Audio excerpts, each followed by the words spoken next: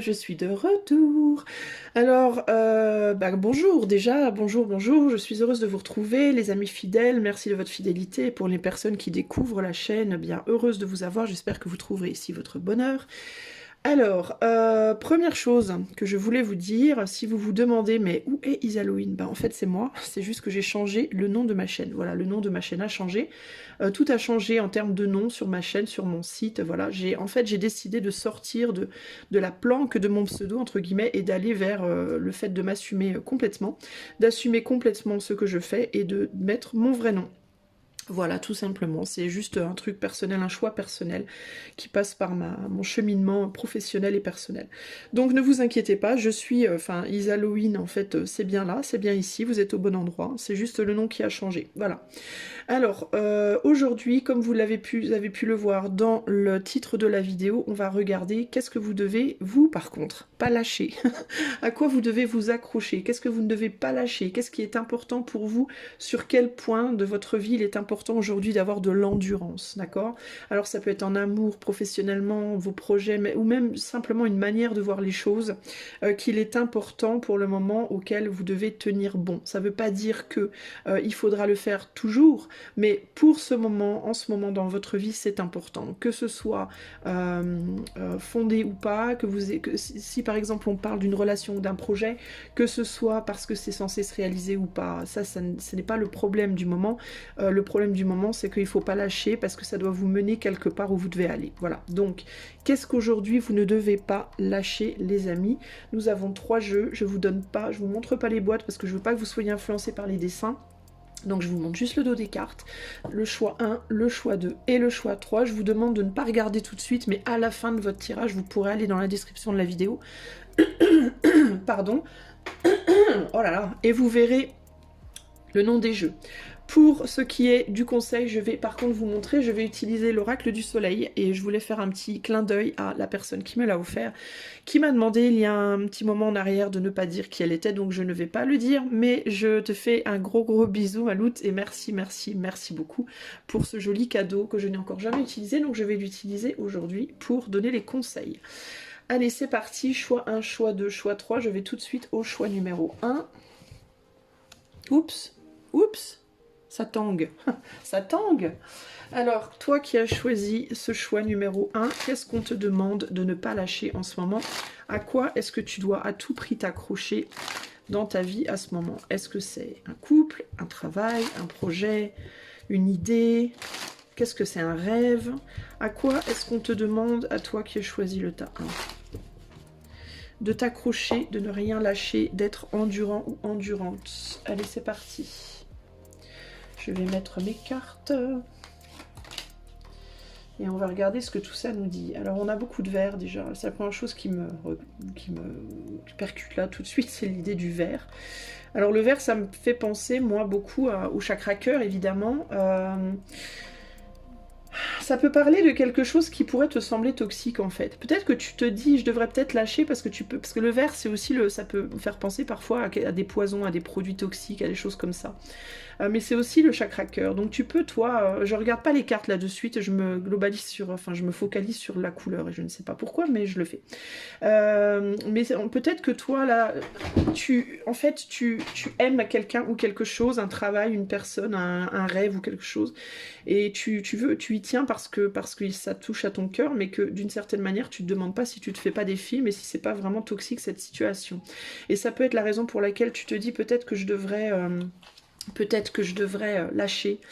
Alors maintenant je vais regarder les cartes. Donc on a le 2 de pentacle, 2, 4, 3 et 9 de pentacle. Donc on parle beaucoup d'argent ici ou de matérialité. On a la reine de bâton et la mort. Alors je regarde juste, je vais te dire ce qu'on me dit. Alors le 2 de pentacle avec la reine de bâton, il y a l'idée qu'il y a un choix intérieur qui doit être fait.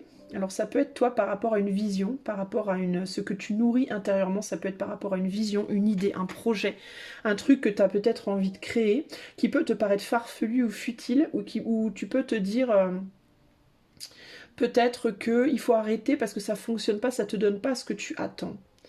Il y a l'idée de ça rapporte moins que ce que tu pensais, ça ne te rapporte pas suffisamment d'argent, ou ça rapporte moins d'argent que tu l'aurais pensé, ou tu peux être en train de te dire en ce moment, de toute façon ça marchera pas, j'arriverai jamais à me stabiliser, à construire par rapport à cette situation, ce travail, ce projet.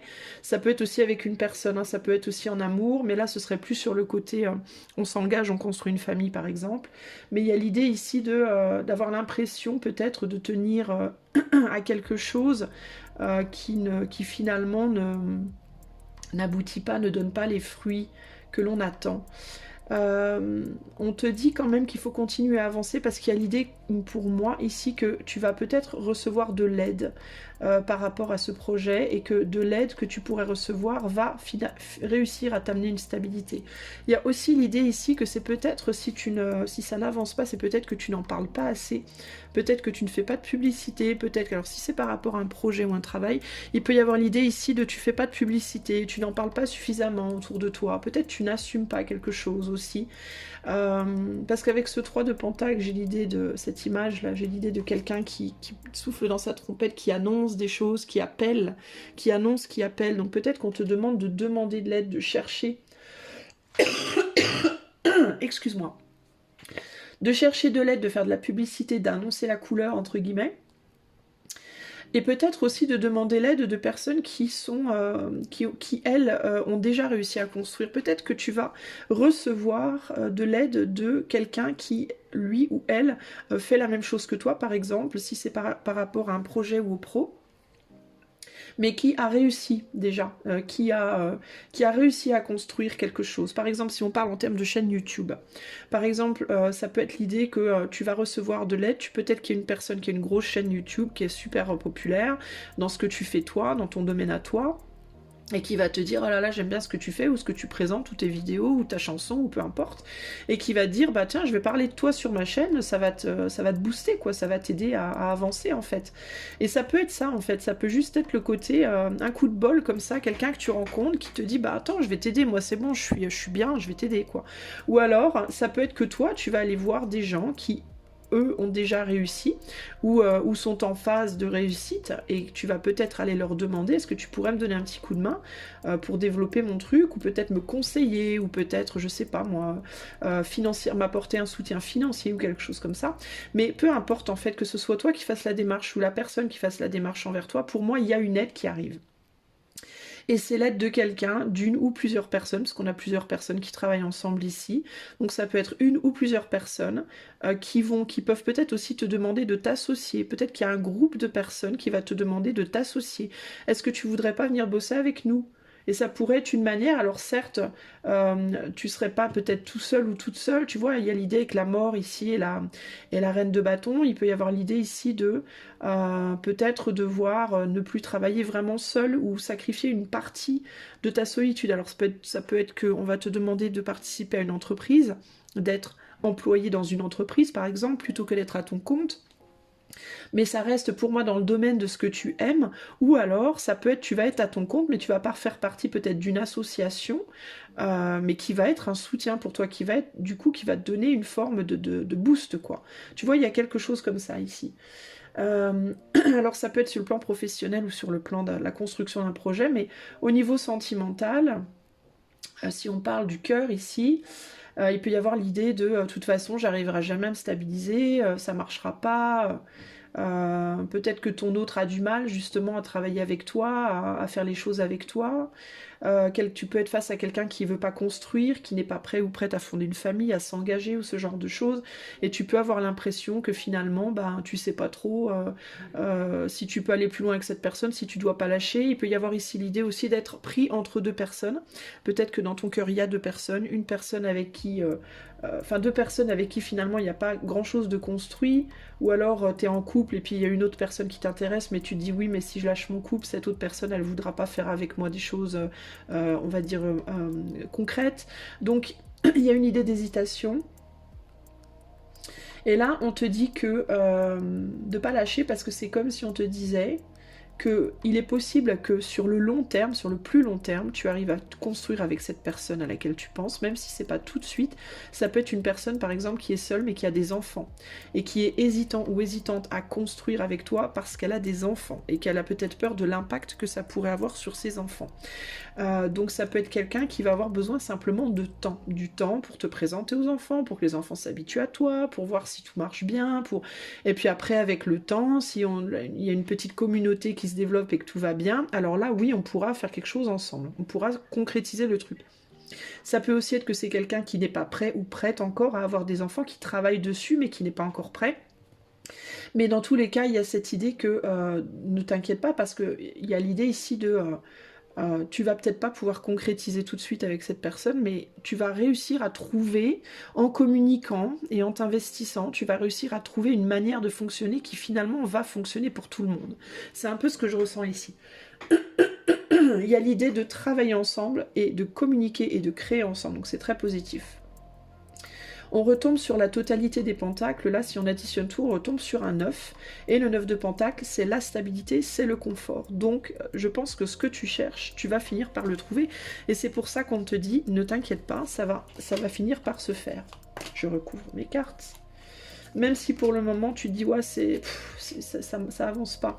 Ouais, il y a l'idée de vouloir construire quelque chose d'agréable. Hein. Donc ça peut être la construction d'un business ou la construction d'une famille, mais dans tous les cas, je veux une abondance d'amour, je veux une abondance de sécurité, je veux construire, me sentir bien, sécuriser, stabiliser une relation, un projet pro. Voilà, il y a vraiment cette idée-là.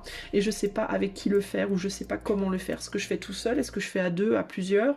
Est-ce que je fais avec cette personne ou cette personne? Il y a vraiment cette idée-là. En tout cas, il y a un projet ou une situation que tu as envie de lâcher. Il peut nécessiter aussi, il peut s'agir aussi pour toi d'un besoin de lâcher aussi quelque chose dans lequel tu es déjà. Donc tu peux avoir besoin pour avancer toi aussi de ton côté, de lâcher une famille, de lâcher un job dans lequel tu es déjà. Et tu peux te dire, je veux pas le faire, je peux pas le faire, parce que si je le fais, je vais me tirer dans le pied. Je vais mettre une fin à moi-même en fait. Il peut y avoir cette idée de, si je lâche ma famille pour aller avec cette personne qui ne veut pas s'engager avec moi, je vais tout perdre. Si je mets fin à ce travail ou à ce projet pour aller sur un travail ou un projet où j'arrive pas à me stabiliser, je vais tout perdre. Donc il y a vraiment l'idée ici de j'ai peur en fait, j'ai peur de lâcher ce que je connais, ma sécurité en fait pour avancer, mais on te dit il faut que tu ailles avec confiance ici. Parce que la situation elle va finir par s'harmoniser ou se réharmoniser. C'est juste que on me dit ça va juste pas se faire exactement comme toi tu le projettes. C'est juste que ça va se faire différemment de comment toi tu projettes le truc.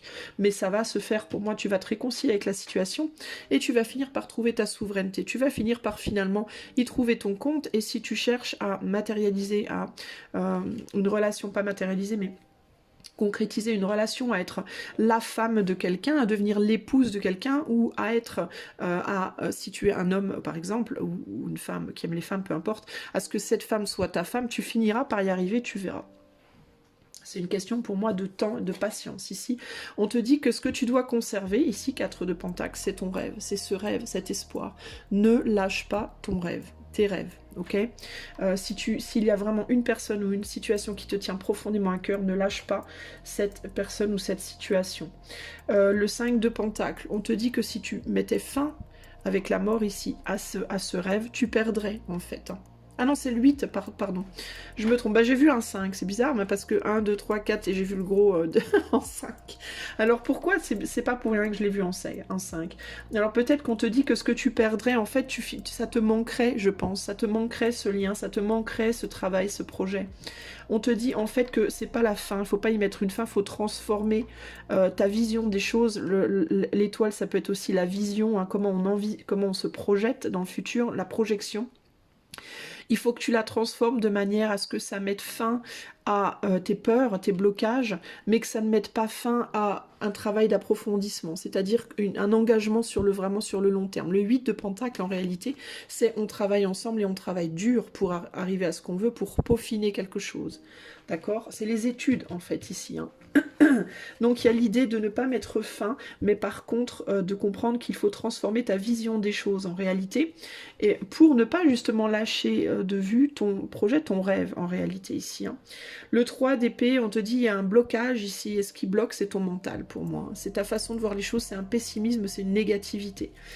Derrière, on a la tour, donc il faut que tu sortes de ce pessimisme, de cette négativité, de cette idée de blocage, et que tu ailles vers la concrétisation, que tu tiennes bon tes désirs, et que tu ailles vers la concrétisation de tes désirs, par peut-être l'idée de travailler avec l'autre ou avec les autres, et aussi l'idée du voyage. Alors ça peut te demander aussi potentiellement de quitter un lieu de vie pour concrétiser cette chose, mais pour quitter ce lieu de vie, peut-être qu'il va justement te falloir travailler dur pour y arriver à ça, ou alors ça peut être changer radicalement un point de vue pour laisser derrière toi quelque chose qui ne te convient plus et aller vers la création de quelque chose de nouveau.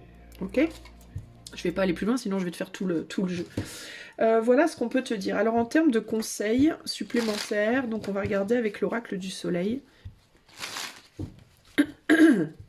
Quel est le conseil pour toi qui as choisi le choix 1 par rapport à ce rêve, ce projet, cette personne que tu ne dois pas lâcher? Quel est le conseil? Alors, on a la rébellion, l'indépendance et l'amitié. Ouais, voilà. Alors, peut-être que en termes de... Donc, je vais te montrer les cartes une par une. Donc, on a la rébellion, ici. On a l'indépendance, ici. Et on a l'amitié ici. Alors peut-être, tu vois, moi ça me confirme un peu ce qu'on me disait au départ par rapport à l'idée de couple là, que qui peut-être quelqu'un qui veut pas s'engager et tu dis il faut que je lâche l'affaire. Et on te dit que pour le moment, pour moi il y a vraiment cette idée de pour le moment continue en tant qu'ami avec cette personne, ou alors continue en amitié amoureuse. C'est-à-dire on se voit de temps en temps, on flirte, on fait l'amour, blablabla, et puis basta pour le moment. Parce que pour moi sur le long terme ça ira plus loin, mais c'est juste que cette personne pour le moment elle est pas prête. Il y a quelqu'un qui peut se rebeller justement par rapport à son indépendance, par rapport à ouais mais je veux pas perdre mon indépendance. Ça peut être toi aussi. Il y a l'idée ici de l'amitié, c'est aussi, c'est un peu le 6 de coupe, c'est réconcilie-toi avec l'idée que c'est pas parce que peut-être tu vas devoir travailler avec les autres ou avec l'autre que tu vas perdre nécessairement ton indépendance. Ici, il peut y avoir une personne qui dans le couple aussi ne veut pas s'engager par peur de perdre son indépendance. Et on peut te dire ici, cette personne, elle est en train de travailler à la compréhension qu'il est possible d'être engagé dans une relation sans pour autant perdre son indépendance. Mais il va falloir pour ça changer une manière de voir les choses, se rebeller contre quelque chose qui est ancré dans la tête et qui a du mal à en sortir en fait ici. Hein. Peut-être je sais pas, un schéma de vie, c'est peut-être une personne qui par exemple dans sa famille tout le monde est marié sur le long terme, c'est peut-être quelqu'un qui a un mal de chien à envisager que ça puisse être possible de se mettre en couple avec quelqu'un sans jamais se marier par exemple. Vous voyez ici d'où l'idée de sortir d'une croyance et de transformer, de mettre fin à une manière rigide de voir les choses et de transformer sa vision des choses pour atteindre son objectif. L'objectif étant d'être dans un couple épanoui où on s'ennuie pas par exemple et où on ne perd pas son indépendance, eh ben tu peux le faire à condition que tu comprennes que par exemple il est possible d'être marié à quelqu'un mais de pas vivre sous le même toit, ou il est possible d'avoir une relation avec quelqu'un très long mais de ne jamais s'engager. Tu vois, il y a une idée comme ça là. Mais ça demande un travail sur soi, ça demande que chacun soit souverain, ça demande, voilà. Et de la même manière, il est possible aussi de travailler en groupe, mais de travailler pour soi. Tu peux rester indépendant dans ta profession, mais t'associer à d'autres indépendants pour former une asso, par exemple, ou quelque chose qui vous permettra d'être plus fort. Tu peux... Qu'est-ce que je peux dire d'autre comme projet? Tu peux faire partie d'un groupe de théâtre ou d'un groupe de musique ou quoi, travailler avec les autres sur un projet commun, mais garder ton indépendance de vision, de vue, d'esprit, par exemple, d'accord? Mais pour ce faire, par contre, ce qu'il faut, c'est que chacun soit d'abord ami avec soi, et puis pour après être ami avec l'autre, pour après peut-être être amoureux, si on parle d'amour ici pour toi. Mais il y a l'idée ici il faut d'abord s'aimer soi. Vous allez me taper dessus avec cette phrase, vous allez me dire j'en ai marre de cette phrase, mais vous l'entendez tout le temps parce qu'en fait c'est un fait quoi, et plus vous l'entendez et plus ça veut dire que vous en êtes pas arrivé là encore. Donc c'est qu'il y a du boulot à faire les amis, c'est qu'il y a quelque chose qui doit vraiment vous rentrer dans la tête. Vous voyez cet homme là comme il essaie de rentrer sa pensée là, il y a l'idée de mais il faut que ça vous rentre dans le crâne les amis, c'est parce que vous avez peur justement Vous voulez pas perdre votre indépendance parce que vous avez peur d'être comme les autres et vous voulez pas être comme les autres. Mais il y a l'idée de, ici on t'explique, mais c'est pas parce que tu es avec quelqu'un que tu es comme la personne. Tu peux tout à fait être avec quelqu'un au boulot ou autre et ne pas être cette personne du tout, ne pas du tout être comme cette personne, mais juste être capable de trouver un terrain d'entente en fait. Hein. Donc ici, c'est vraiment ça. Hein. N'aie pas peur d'être rebelle par rapport à ta pensée, mais en même temps, alors garde ta rébellion et ton indépendance, mais en même temps, sois capable aussi de travailler avec les autres, tout en gardant ton point de vue personnel, ce qui te rend unique en réalité. Hein. C'est vraiment ça l'idée ici. Hein. Ok ?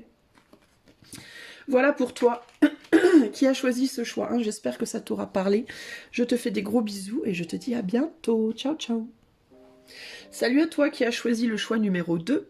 Donc, ce jeu-là. Alors, on va regarder. C'est parti, tout de suite. Excuse-moi. Ce à quoi toi tu ne dois pas... qu'est-ce que tu ne dois pas lâcher? Qu'est-ce que tu ne dois pas laisser filer entre tes doigts? Quelle pensée, quelle personne, quel projet, quel travail, quelle idée, quel rêve, à quoi tu dois t'accrocher à tout prix et ne pas lâcher en ce moment. Alors c'est forcément quelque chose sur lequel tu vas douter, donc de quoi on te parle ici? Qu'est-ce qu'on te dit à toi? Alors, je te demande un instant le temps de me connecter un peu à ce qu'on me dit ici. Alors j'entends la première chose qu'on me dit, c'est le fait de... Alors attends, avant de parler, je me concentre 2 minutes sur les cartes. J'entendais ne pas lâcher ta souveraineté, mais... Pardon. Mais... c'est pas vraiment ça qu'on me parle, j'ai l'impression.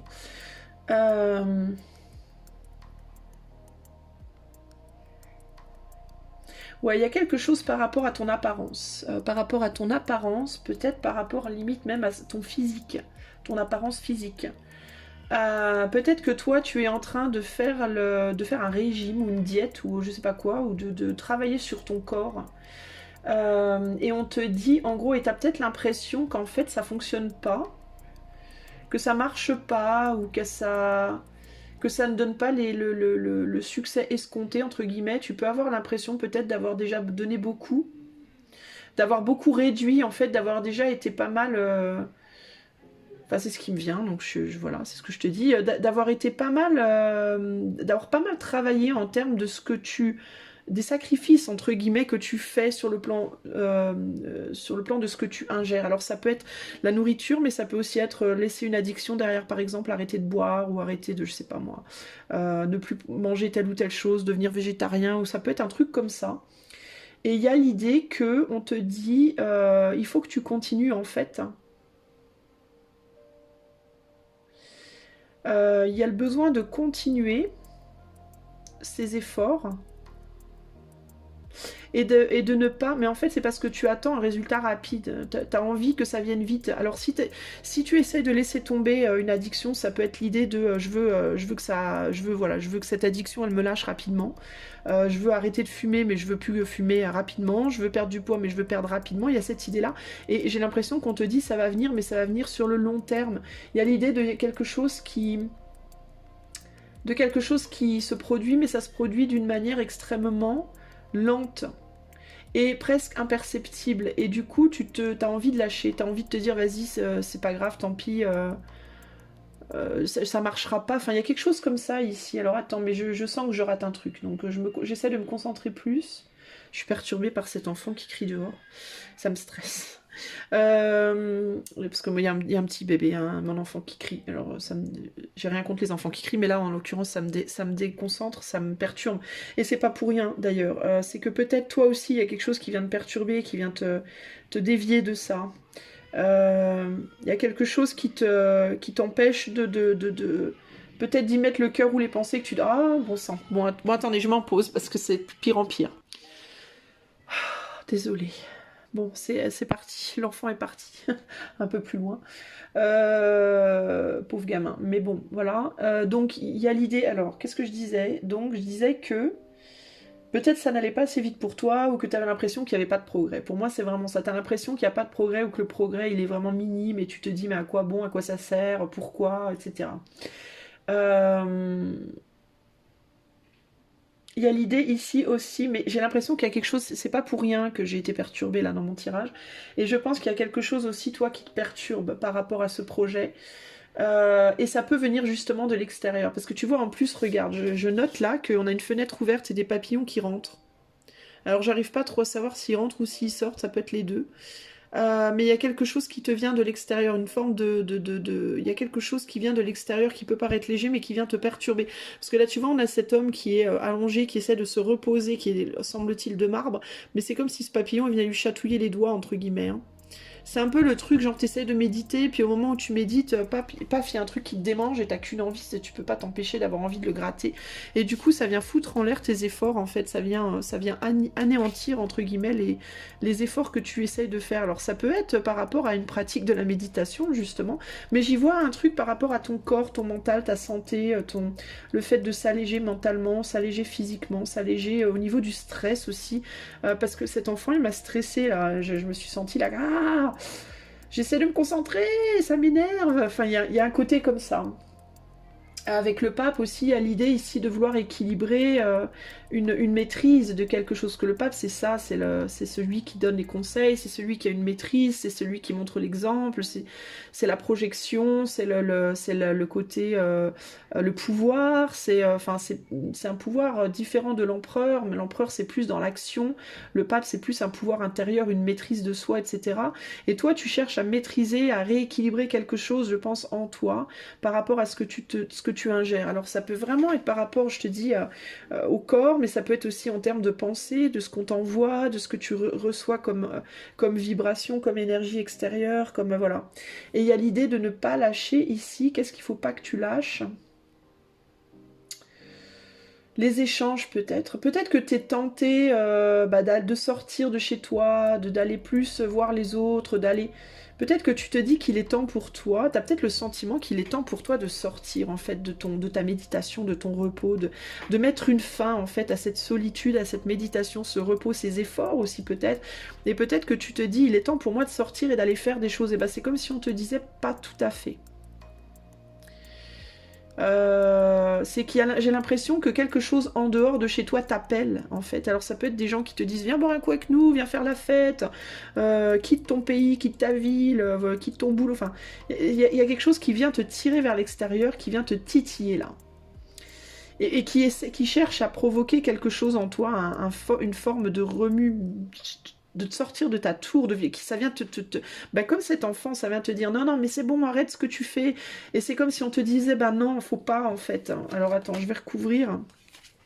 Tu peux être tenté de te dire que tu dois te pousser à sortir, à faire des choses parce que le monde extérieur t'appelle. Et c'est comme si on te disait, ah, attention. Parce que ça pourrait venir te distraire d'un travail d'approfondissement que tu es en train de faire et qui est important pour toi.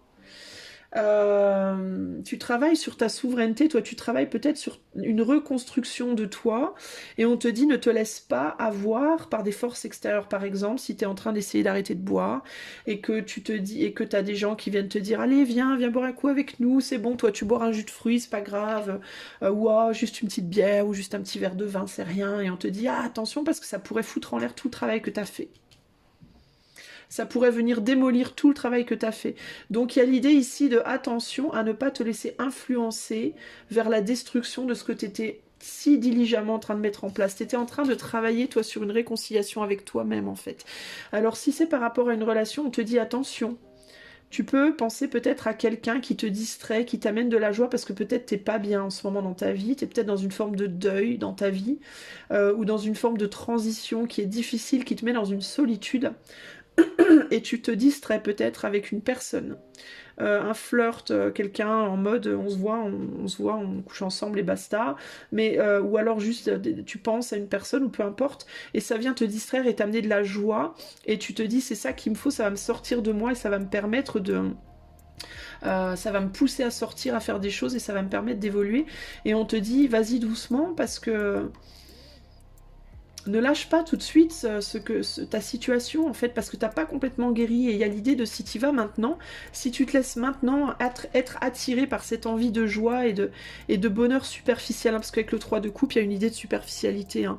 C'est la célébration, les joies, les bonheurs, les fêtes, mais ça reste quand même très très superficiel.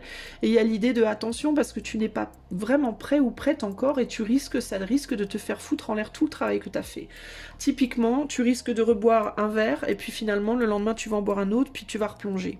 Typiquement, ça peut être que tu vas manger un bout de gâteau, un anniversaire, et puis on va te dire, allez, prends une part, juste une part, allez, c'est bon, c'est rien une part. Et sauf que le lendemain, tu vas rentrer chez toi, tu vas t'acheter un gâteau, tu vas le bouffer en entier. Si c'est une personne, tu vas te dire, bah, c'est juste comme ça pour me distraire, je sais que machin, je sais qu'il faut pas que je rentre dans une relation tout de suite, mais tu risques d'être tenté de le faire, tu vas goûter aux fruits défendus, entre guillemets, et puis tu vas être tenté de le faire, et puis au final, tu vas penser plus qu'à cette personne, tu vas t'oublier toi et saper tout le travail que tu as fait. C'est un peu un test en fait, hein, cette personne, cette tentation, ce verre de vin, cette cigarette, c'est un test en fait qu'on te met et tu risques de ruiner ton travail si tu lâches l'affaire. Donc on te dit attention de pas lâcher, ne lâche pas ce travail que tu es en train de faire sur toi. C'est pas encore le moment de sortir de ta tour, c'est pas encore le moment de sortir de ton retrait, c'est pas encore le moment d'aller dans un bar, c'est pas encore le moment d'être autour de quelqu'un qui fume, c'est pas encore le moment d'aller vers cette personne ou de trop y penser. Pour le moment, il faut vraiment que tu continues ce travail que tu as commencé à faire sur toi parce que ça n'a pas encore beaucoup porté ses fruits, j'ai l'impression. Hein. Ça commence, mais c'est encore très minime. Hein. Et du coup, ben... Tu vois, il y a quelque chose qui te pèse là et qu'il faut que tu enlèves, que tu allèges. Hein. Tu dois te débarrasser de quelque chose qui te pèse, toi. Et si c'est par rapport à... Alors, on te dit que tu pourras aller vers cette personne, tu pourras remanger du gâteau, ou reboire un verre de vin, ou refumer une cigarette de temps en temps. Mais quand tu auras d'abord appris que ce n'est pas une fin en soi, que tu es capable de maîtriser le truc, voilà. Tu dois d'abord apprendre à vraiment maîtriser le truc. D'accord. Maîtriser, ça ne veut pas dire trop utiliser et ça ne veut pas dire pas du tout. Ça veut dire que tu dois trouver une force en toi, une puissance nécessaire pour être capable de dire je vais prendre un tout petit peu, mais c'est tout, après j'arrête. Et tant que tu ne seras pas capable de faire ça, que ce soit en amour avec une personne ou que ce soit dans quelque chose dans lequel tu indulges, on te dit tu n'es pas prêt. Tu vas constamment être dans des extrêmes, tu vas constamment te retrouver dans du tout ou rien. Ah, en fait, tu apprends, toi, à ne plus faire de yo-yo avec les choses. D'accord. Parce que je pense que tu es quelqu'un qui fait du yo-yo. Alors genre, je vais grave fumer pendant un an, après je vais arrêter pendant un an, puis je vais reprendre pendant un an, ou alors je bois plus, je bois plus, ou j'aime trop, j'aime pas assez, je suis seule, ou j'ai trop de relations, enfin, il y a cette idée d'intensité là que tu as vraiment du mal à équilibrer pour moi de manière générale. Ça peut même être en toi, tu peux même être toi-même une personne très, très extrême. Tantôt je suis très heureux, tantôt je suis très malheureux, j'arrive pas à... tu vois. Et là on te dit, tu es dans un apprentissage à l'heure actuelle de maîtrise de toi, et si tu vas te laisser distraire par les personnes extérieures, les situations extérieures, les tentations extérieures, tu vas foutre en l'air le travail que tu as fait. C'est le risque en tout cas que tu cours. Parce que tu es tenté. En fait, là, tu es vraiment tenté, voilà. Tu es tenté et on te dit, tu es en train de monter dans le chariot qui va t'amener à la tentation et qui risque de te faire basculer. Attention, attention. Intérieurement, tu sais que ce que tu fais, c'est important. Extérieurement, tu es tenté de te barrer. Et on te dit, attention, ne lâche pas. Et la raison pour laquelle tu es tenté, c'est parce que tu es triste en ce moment. Tu te sens seul en ce moment. T'es triste, tu te sens seul, bah c'est la phase, entre guillemets, quand on arrête une addiction, la phase de douleur. Quand quelqu'un qui, par exemple, se sort de la cocaïne ou de l'héroïne, des choses qui provoquent une dépendance, entre guillemets, physique, c'est la phase d'éclair, c'est la phase où tu souffres. Tu souffres, t'es dans une souffrance. C'est la phase où ton corps commence à réclamer. Ton mental sait qu'il faut que tu arrêtes, donc tu as réussi à arrêter. Et là, tu es dans la phase où le corps hurle et te dit « mais j'ai mal, ça me fait mal, mon Dieu, donne-moi ce dont j'ai besoin, j'ai trop mal. » Et t'as tellement mal, et il y a quelqu'un là qui vient te dire « mais attends, moi je vais t'aider, je vais te réconforter. » T'es en train de te sevrer d'une forme d'addiction, une voire plusieurs formes d'addiction. Et t'es dans la phase douloureuse et on te dit non mais t'inquiète pas, je vais venir te... Attends, prends ce petit verre de vin, mais tiens, prends cette petite dose, et tiens, viens faire l'amour avec moi, et viens. Et là, on te dit non mais ça va te foutre en l'air tous tes efforts, quoi. Donc ne lâche pas les efforts, maîtrise, maîtrise, maîtrise, continue. Page de Pentacle, garde cette idée que tu as cette idée de réconciliation, mais avec toi-même, l'idée de célébration de ta victoire à toi. L'idée de la célébration de la victoire que ça va t'amener, d'avoir travaillé dur et d'avoir enfin percé les nuages, d'avoir réussi à trouver le couronnement, c'est ça, c'est à ça qu'il faut que tu t'accroches. Tu vas pouvoir retourner là où tu veux aller, mais il faut d'abord que tu aies une vraie maîtrise, que tu continues à étudier et que tu aies une vraie maîtrise. Ne lâche pas, c'est très important. Si tu es en train d'essayer de t'équilibrer intérieurement par rapport à une forme d'addiction, quelle qu'elle soit, à une personne, à un sentiment, à une substance, à une façon de faire les choses, ne lâche pas. Oui, je sais, tu souffres. C'est dur, tu te sens peut-être seul, ton cœur saigne, tu as l'impression peut-être d'être écarté du monde, de pas avoir droit à ci, moi j'ai pas droit à l'amour, j'ai pas droit à l'argent, j'ai pas droit au succès, j'ai pas, je souffre, je fais tout ça, mais à quoi bon, à quoi ça me sert? Et puis là on me propose un truc, et puis j'ai envie, ça me ferait tellement du bien. Oui mais non, parce que cette phase-là, tu vas la dépasser. Cette phase de deuil, cette phase de souffrance, tu vas la dépasser. Tu vas réussir à percer. La vraie percée pour toi, c'est la percée la percée entre guillemets de valeur, le vrai bouleversement qui va t'amener vers ta souveraineté, c'est d'être capable de continuer, même si les papillons viennent t'emmerder, cette méditation, ce rééquilibrage, ce travail dur qui te met dans une solitude, dans un retrait, tu vas y arriver et ne laisse pas les papillons venir te chatouiller et te distraire. Tu sais pourquoi tu le fais pour te nourrir toi, tu le fais pour te guérir toi, tu le fais pour t'aimer toi, tu le fais pour prendre soin de toi. C'est hyper important. Ne lâche pas, continue, travaille dur. C'est ça le 8 de Pentacle, c'est l'étude, c'est l'approfondissement, c'est la maîtrise absolue de son art. Tu vas y arriver et quand tu y arriveras, tu vas percer et tu vas pouvoir enfin te sentir apaisé en toi-même et te sentir bien dans tes godasses. Tu n'auras plus besoin de rien ni personne. Pour être stable, tu vas arriver à devenir ce pape. D'accord? Et ça peut être par rapport à un travail, peut-être tu fais un travail ou une activité ou un travail sur un projet et c'est long et c'est dur et ça te met mal, peut-être que tu travailles sur un projet artistique et pour ce projet artistique tu dois t'isoler par exemple, mais tes amis te manquent, ta famille te manque, c'est difficile, on te dit continue, c'est important pour toi. En dos de jeu, on a le roi de Pentacle, donc c'est quelque chose que tu fais activement, dans lequel tu t'investis activement et avec maturité.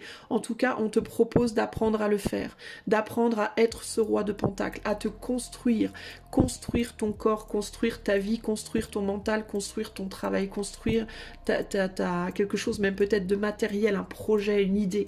Il faut pas que tu lâches, il faut pas que tu laisses le monde intérieur, ta solitude, ton blues entre guillemets, te distraire de ça et faire tomber la balance du mauvais côté. Parce que ce qui se passerait, c'est que tu te ferais énormément de mal, tu te trahirais toi-même. Et tu ne t'en rends peut-être même pas compte de ça. D'accord? Donc on te dit de faire la lumière sur tes blocages internes qui pourraient amener la trahison de ce que tu es en train de construire, de cet équilibre émotionnel et intérieur que tu es en train de construire. Tu vas réussir à aller vers tes rêves, tu vas réussir à atteindre tes rêves, à condition de tenir bon, ok? Je vais le mettre comme ça. Alors, je vais te tirer 3 cartes oracle pour le conseil, toi qui as choisi le choix 2. Tiens bon, tiens bon, tiens bon, tiens bon. Cette solitude, cette tristesse, elle ne restera pas pour toujours.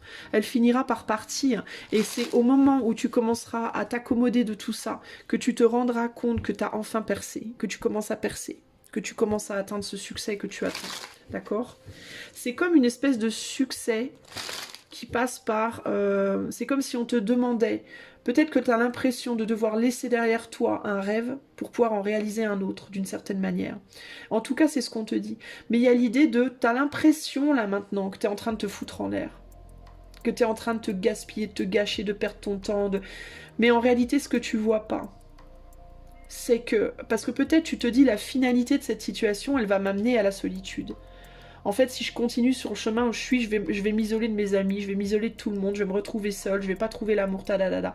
Le temps passe, j'y arrive pas, etc. C'est vraiment ce que je ressens. Et on te dit, bah, détrompe-toi. Tu te plantes, en fait, c'est là que tu te plantes. Tu t'illusionnes si tu crois que c'est le mauvais chemin. Et tu t'illusionnes aussi si tu crois que d'agir maintenant serait la bonne solution. Parce que tu n'es pas prêt, tu n'es pas prête.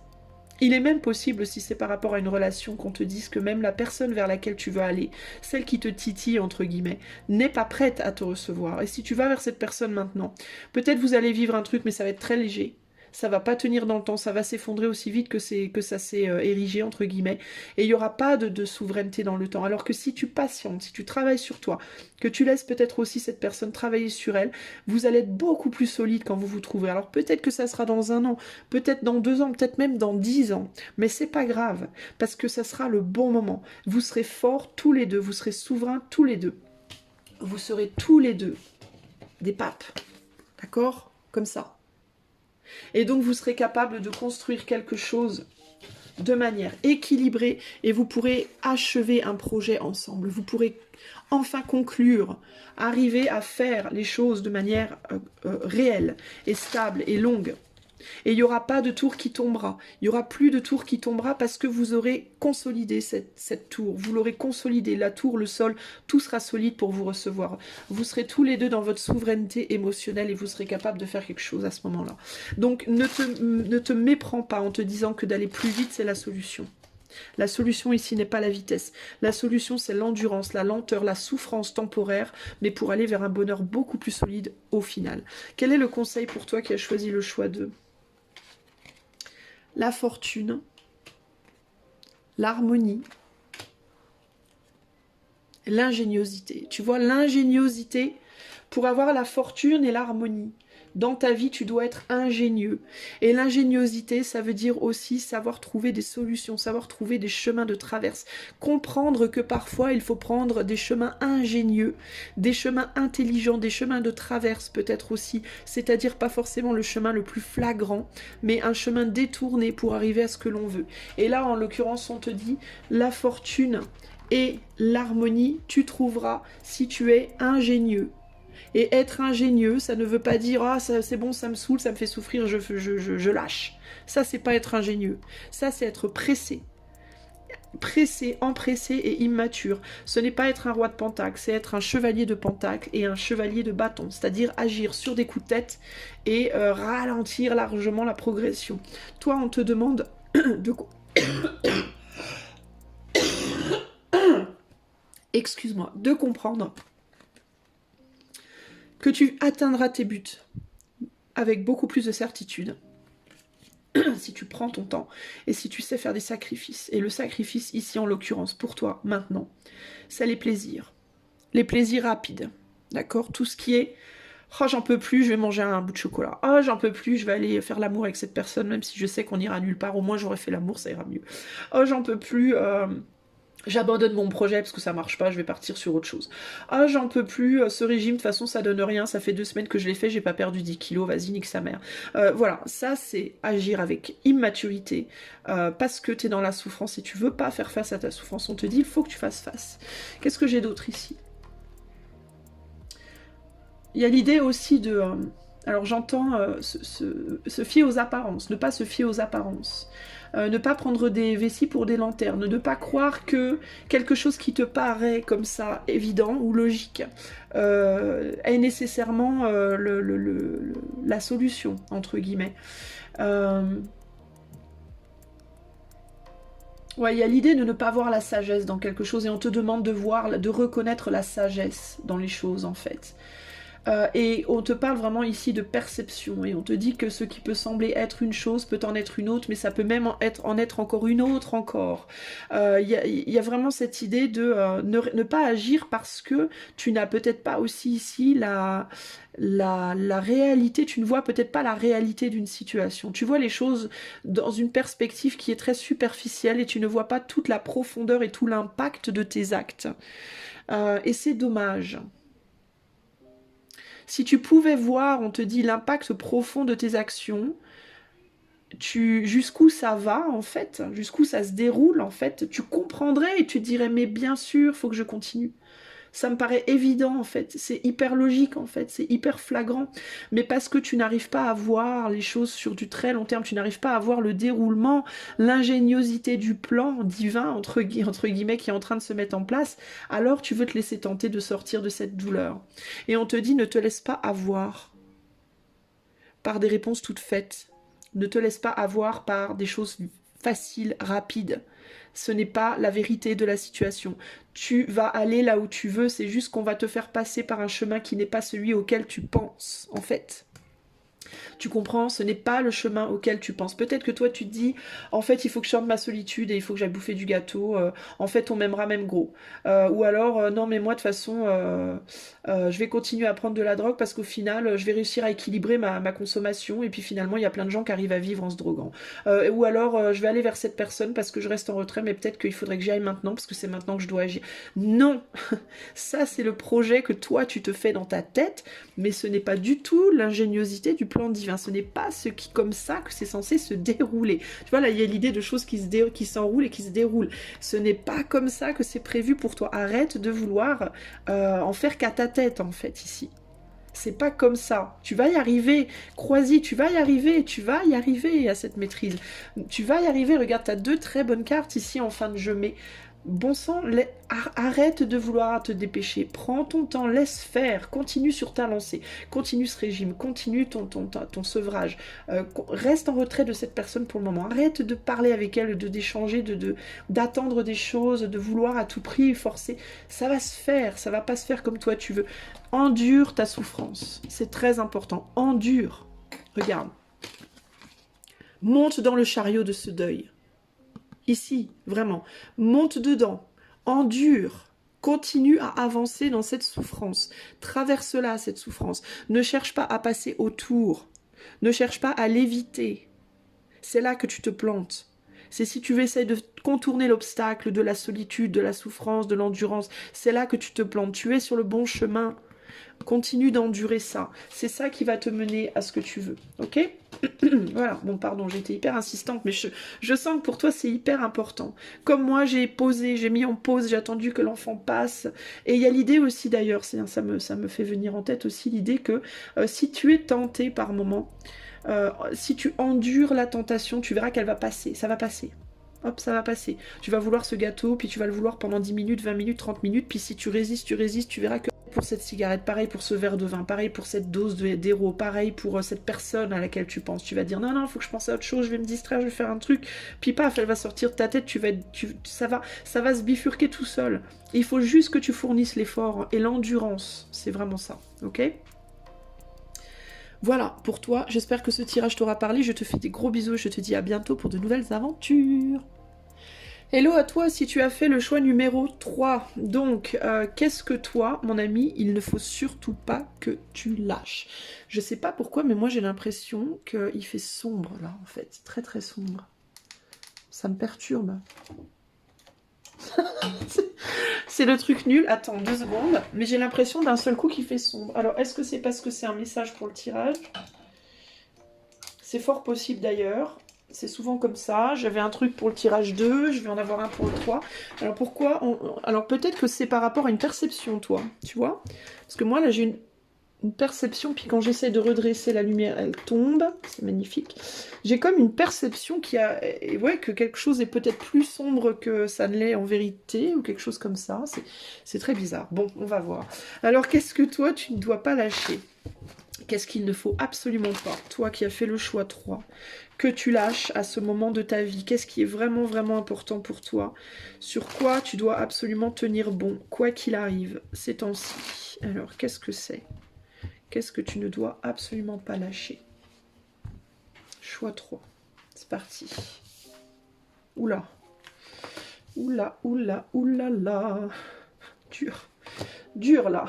Dur, les amis. Là, vous galérez, je pense. Hein. C'est dur, dur, dur pour vous, là. Alors, qu'est-ce qu'on me dit? Alors, c'est peut-être pour ça que j'ai l'impression que c'est sombre. C'est parce qu'il y a quelque chose de sombre. Alors, je vous demande un instant. J'ai besoin de me concentrer sur ce qu'on me dit, là. Qu'est-ce qu'on me dit? Qu'est-ce qu'on me dit? Qu'est-ce qu'on me dit? Qu'est-ce qu'on me dit?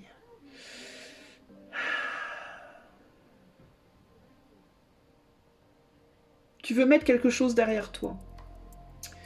Tu veux mettre quelque chose derrière toi parce qu'il y a quelque chose qui te bloque. Ça peut être une relation. Ça peut être quelque chose que tu fais, que tu te nourris peut-être de quelque chose, toi, qui est mauvais pour toi. Tu te dis peut-être que quelque chose te bloque. Quelque chose qui te fait du mal ou qui t'a fait du mal. Ça peut être une chose ou une personne. Tu te dis que tu dois oublier une personne, que tu dois sortir de ta vie une personne, sortir de ta vie une idée, faire ton deuil de quelque chose, avancer, je sais pas, sortir d'un blocage. Attends, alors moi je vois un truc tourner en rond ici et j'entends en fait tu te bloques tout seul ou toute seule. C'est ta pensée qui n'est pas la bonne. C'est pas quelque chose, c'est pas la personne ou la situation que tu dois lâcher, c'est ta façon de voir. Et tu vois, je te parlais de perception, bah c'est exactement ça. Il y a quelque chose par rapport à ta perception. Tu perçois quelque chose comme étant source de ton mal-être, source de ta douleur, source de ta trahison. Tu penses que tu as saisi une opportunité à un moment donné dans ta vie et ça t'a détruit, ça t'a foutu en l'air. Ça peut être que tu as saisi l'opportunité de te mettre avec quelqu'un, de faire un boulot, de faire des enfants, de, je sais pas, de partir vivre quelque part. Il y a cette idée-là. Que tu dois... T'as l'impression peut-être que tu dois sacrifier aussi quelque chose. Peut-être que t'as l'impression que tu dois te sacrifier. Alors attends. Que tu dois nourrir quelqu'un... il y a plusieurs choses qui me viennent. Alors pour y trouver le chemin là-dedans, d'ailleurs c'est peut-être le problème ici.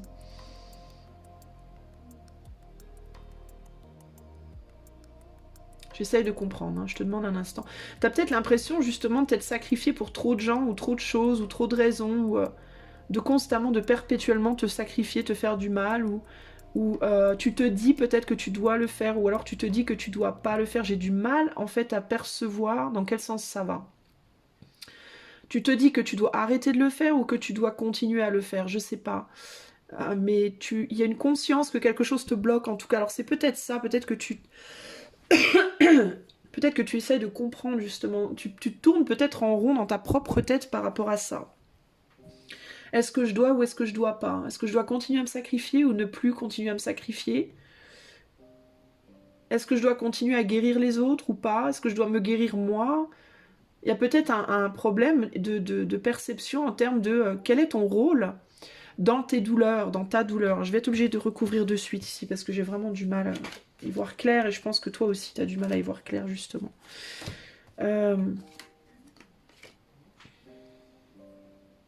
Il y a un décès là, potentiellement. Alors tu peux avoir du mal à faire ton deuil de quelqu'un qui est parti.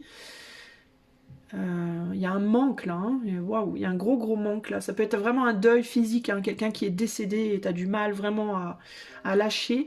Ou ça peut être un deuil de toi-même, hein. Genre t'es devenue maman puis tu te reconnais plus, ou genre tu t'es mis en couple avec quelqu'un, t'as l'impression de plus exister. Enfin, tu vois, il peut y avoir quelque chose comme ça. Il y a la volonté d'aller retrouver l'amour ici aussi. Peut-être que tu n'es plus dans l'amour. Qu'est-ce qu'on te dit? Qu'est-ce que tu ne dois surtout pas lâcher, toi? C'est peut-être ça que tu dois surtout pas lâcher, l'amour, en fait. Qu'est-ce qu'on me dit? Tu te dis peut-être que tu dois sortir de l'amour pour pouvoir aller de l'avant. Tu te dis peut-être que les émotions, de manière générale, te font du mal à toi. Le fait de ressentir des émotions, c'est peut-être pas une bonne chose. Et que le fait, du coup, d'en donner n'est pas une bonne chose. Peut-être tu te dis, il faut que je sois beaucoup plus froid ou froide. Faut que j'avance avec... par intérêt et plus par sentiment. Faut que je sorte de cette idée de me laisser guider trop par mon cœur. Ou peut-être que t'as été beaucoup blessé, ou que tu te trouves trop tendre, trop bisounours, trop je sais pas, trop tu te dis non mais moi je suis trop dans le cœur et à chaque fois ça me fait du mal, à chaque fois je suis blessée. Toutes les opportunités que j'ai saisies dans le passé, elles m'ont toujours mené à de la douleur, à chaque fois que j'ai eu une relation, ça s'est mal fini, je me suis toujours retrouvée abîmée, amochée, maltraitée, enfin, il y a quelque chose comme ça, et je veux plus, et maintenant je veux faire les choses d'une manière différente, et ta. Et toi, on te dit qu'en fait, c'est peut-être... J'essaye de comprendre.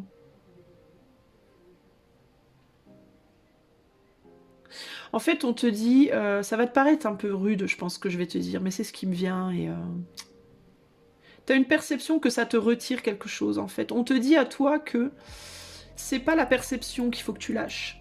Enfin, c'est pas l'amour que tu dois lâcher. C'est pas le fait de t'investir en amour ou de prendre soin de l'autre ou de toi.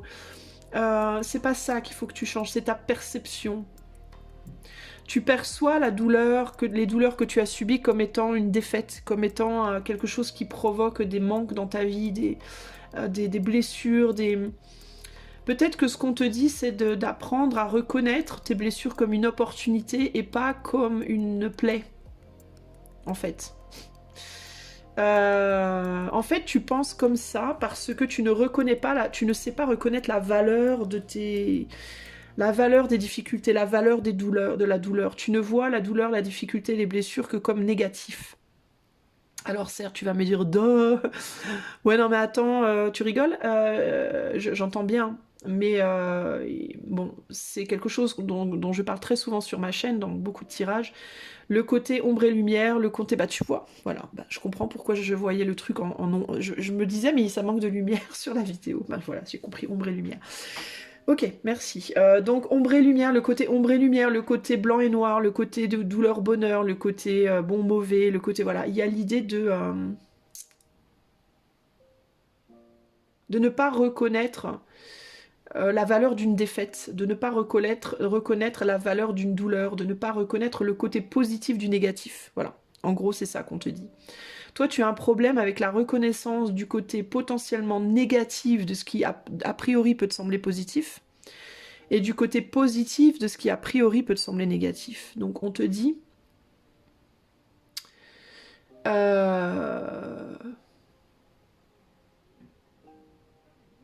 Ouais, tu veux mettre derrière toi le cœur parce que tu as l'impression que ça te bloque. Tu veux plus être sentimental, tu veux plus être trop ouvert, trop...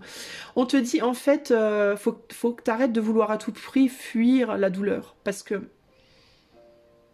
qu'en voulant la fuir, tu t'en rends pas compte, mais tu fuis aussi le bonheur d'une certaine manière. En ne voulant nourrir qu'un côté de la pièce, entre guillemets.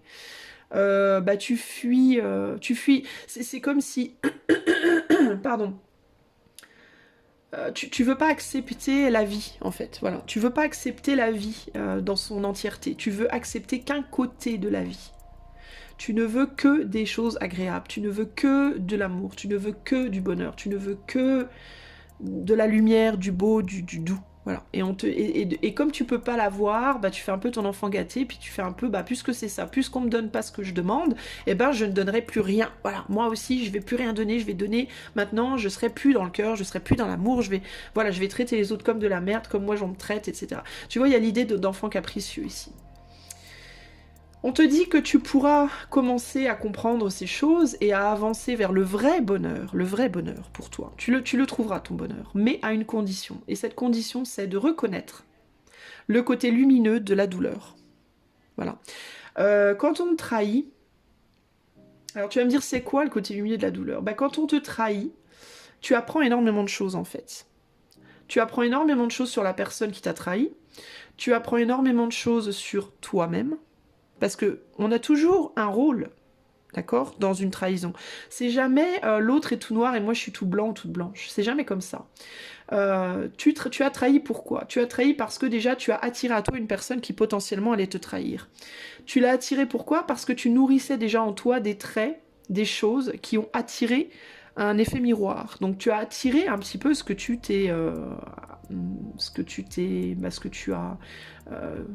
tu as projeté toi d'une certaine manière, mais dont tu n'as pas vraiment conscience en réalité. Parce que tu n'as pas fait ce travail-là. D'approfondissement. Tu es dans le manque toi-même en toi. D'accord? Tu es dans une forme de manque. Donc, où tu manques d'amour, où tu manques d'argent, où tu manques de confiance en toi, où tu manques de ci, de ça. Et donc, tu attires à toi des gens qui sont dans un manque similaire. Et vous allez chercher l'un dans l'autre à combler ce manque. Sauf que vous ne pouvez pas le faire, puisque comme l'autre ne l'a pas, cette chose que vous cherchez, vous allez en fait vous éviscérer l'un l'autre, hein, véritablement c'est un peu gore ce que je te dis, mais vous allez en fait vous éviscérer l'un l'autre dans la recherche de ce dont vous avez besoin vous-même, et ensuite quand vous n'allez pas trouver ce que vous cherchez, vous allez blâmer l'autre pour ne pas être capable de vous le donner. Sauf que vous ne comprenez pas que vous avez attiré cet autre qui ne l'a pas parce que précisément vous ne l'avez pas. Et comme vous ne l'avez pas, vous ne pouvez pas en vouloir à l'autre. C'est à vous qu'il faut en vouloir. Parce que ce que vous devriez faire, c'est le chercher déjà en vous-même. Et quand vous l'aurez, vous serez capable d'en donner et vous attirez à vous des gens qui l'ont aussi. Parce qu'en fait, c'est vraiment... On est tous les miroirs les uns des autres en réalité. Hein. Ni plus ni moins. Hein. On reflète les uns dans les autres nos côtés positifs et nos côtés négatifs. On est attiré par des gens. Quand on est attiré en positif, hein, c'est-à-dire quand on voit une personne, on se dit oh là là, mais qu'est-ce qu'elle est belle, j'adore son style, j'adore ci et ça. Mais c'est en fait vous avez exactement la même chose, mais vous le reconnaissez pas en vous-même. Si vous attirez quelqu'un si vous adorez les gens qui ont beaucoup de charisme, vous avez certainement énormément de charisme en vous-même, mais vous savez pas le mettre en valeur. Donc vous allez le chercher chez l'autre. Ou alors vous l'avez en vous-même mais vous le reconnaissez pas, donc vous le reconnaissez à travers l'autre. Et de la même manière pour les choses qui vous manquent, vous allez, si vous n'avez pas confiance en vous, vous allez certainement attirer des gens qui n'ont pas confiance en eux. Mais c'est des choses que vous voyez en l'autre parce que vous n'arrivez pas à le voir en vous. Si vous vous posez la question à vous-même, vous allez vous dire ah non non moi j'ai confiance en moi. Mais il y a une forme de, vous voyez pas clair. Vous avez un bandeau sur les yeux, vous y voyez pas clair. Vous vous dites non, moi je l'ai la confiance, c'est l'autre qui l'a pas. Mais d'une certaine manière, si vous vous observez réellement, vous réaliserez que vous n'avez pas confiance en vous surtout. Vous pensez que vous avez confiance en vous, mais c'est pas forcément la vérité. Vous allez vous dire ah non mais moi je manque de rien, je ressens pas de manque, c'est l'autre qui a des problèmes de manque. Mais si vous n'aviez pas de problème de manque, vous attireriez pas cette personne au départ. Vous allez vous dire non mais moi c'est pas moi qui ai des problèmes de contrôle de moi-même, c'est l'autre, mais vous avez sûrement aussi des problèmes de contrôle de vous que vous reconnaissez pas. L'autre est là pour vous faire mettre le doigt sur vous en fait. L'autre est là pour que... Et vous n'y arrivez pas, vous n'arrivez pas à le faire, vous ne voyez pas ça en fait. Vous projetez tout sur l'autre et vous n'arrivez pas à faire le lien avec vous-même. Et c'est précisément ce qu'on vous demande de faire, c'est d'arriver à faire le lien. Quand vous arriverez à faire le lien, vous arriverez à comprendre des schémas en fait, qui vous ont amené à cette douleur.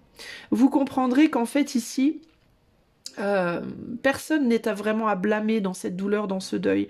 C'est la vie qui est en jeu, c'est la vie qui est en train de se mettre en... C'est la vie qui coule en fait, et qui coule en fait, avec beaucoup d'amour elle pour le coup, pour vous apprendre des choses, pour vous montrer plusieurs facettes d'elle-même. Elle vous montre plusieurs facettes d'elle-même pour que vous arriviez à trouver votre souveraineté, pour que vous arriviez à comprendre les schémas qui vous font du mal. C'est hyper dur parce qu'il y a plein de choses qui me viennent en tête en même temps et faudrait que je me focalise sur une et l'autre et l'autre et l'autre, mais j'y passerai 4 heures. Mais il y a tellement de choses à dire sur ce tirage en fait. Le deuil, le fait de perdre quelqu'un, le fait d'avoir perdu physiquement une personne, la personne est morte, la personne vous a quitté, la souffrance du deuil, où vous allez vous dire c'est trop injuste, c'est pas normal, mais bien sûr que c'est normal, c'est le cycle de la vie les amis. Pardon. Mais nous sommes tous nés, nous allons tous vivre et nous allons tous mourir et c'est normal, ça fait partie de la vie. Et si vous voulez arrêter de mourir, ben on arrête la vie. Voilà, la vie c'est ça, c'est la naissance et la mort. C'est le bonheur de la naissance et la douleur de la mort, mais en même temps, dans le bonheur de la naissance, il y a la douleur de l'acte de naître. C'est pas drôle pour un bébé de traverser un vagin, pardonnez-moi, mais c'est pas rigolo de se retrouver dans une pièce où on entend pip pip pip pip pip pip, ah youpi, tralala, machin il est beau, machin, oh vite un vaccin, un nettoyage, une toilette, machin. Vous imaginez l'ordeal pour ce gamin ou cette gamine, sérieusement, qui sort du ventre et qui se retrouve dans les mains de gens qu'elle connaît pas, avec des sons de partout, des lumières, des cris, des pleurs de joie, des pleurs de tristesse, de la douleur, de la joie, vous imaginez la surcharge émotionnelle et de sensations que ça peut être pour un enfant de naître. Sérieusement, vous croyez que c'est heureux pour un enfant de venir au monde? Moi, je ne pense pas. Je pense que c'est très très dur. Je pense que si on n'a pas la mémoire de sa naissance, c'est pas pour rien, les amis. C'est parce que je pense que si on s'en souvenait, ce serait un putain de traumatisme. D'ailleurs, il est fort possible que la naissance en elle-même soit un trauma qui laisse des séquelles sur les enfants, mais qu'on ne le sache pas, parce que ça n'a sûrement pas été observé. Je sais même pas si c'est observable scientifiquement, entre guillemets. C'est un traumatisme pour un enfant de venir au monde. Et c'est un traumatisme pour une mère de donner la vie, que ce soit parce qu'on lui ouvre le bide ou que ce soit parce que son vagin qui était comme ça se retrouve comme ça, quoi. Vous voyez ce que je veux dire? Enfin, faut, à un moment donné, pardon, mais moi là je suis dans le 10 d'épée, il faut appeler un chat un chat. Mais en même temps, c'est un bonheur ultime. Donner la vie. Qu'est-ce qu'il y a de plus beau au monde que de donner la vie? Qu'est-ce qu'il y a de plus beau que de voir un enfant naître, ok? Mais là, on ne considère pas le côté gore, le côté c'est horrible, c'est un traumatisme, ça fait très mal, c'est ton corps qui se déchire, c'est l'enfant qui traverse, qui sort des os pour arriver à l'air, pour mettre de l'air dans ses poumons qui sont pas habitués, qui sont faibles et fragiles. C'est un putain de traumatisme, pardon, mais Je suis obligée de vous parler comme ça, parce que c'est vraiment ce que je ressens ici. Et pourquoi tu n'acceptes pas ça, bordel? Tu vois, c'est vraiment ce qu'on te dit ici. Pourquoi tu ne peux pas voir ça? Pourquoi ça te dégoûte à ce point? La mort, c'est horrible la mort. La personne meurt, peut-être qu'elle meurt. Bon, si elle a de la chance, elle meurt doucement, dans la douceur. Si elle en a pas, c'est une mort brutale et violente et horrible. Et la personne qui reste derrière les personnes, c'est un déchirement, c'est un trauma, c'est horrible. Mais pourquoi tu ne vois que le côté négatif de ça? Pourquoi tu ne vois pas la libération que c'est pour l'âme? De sortir enfin de son enveloppe corporelle et d'aller vers son ultime maison. Pourquoi tu n'es pas capable de voir le bonheur de la mort? Alors, ça va te paraître horripilant ce que je vais dire, notamment si tu es en deuil, je suis désolée. Mais si je le fais, si je le dis, c'est que je sens que je dois.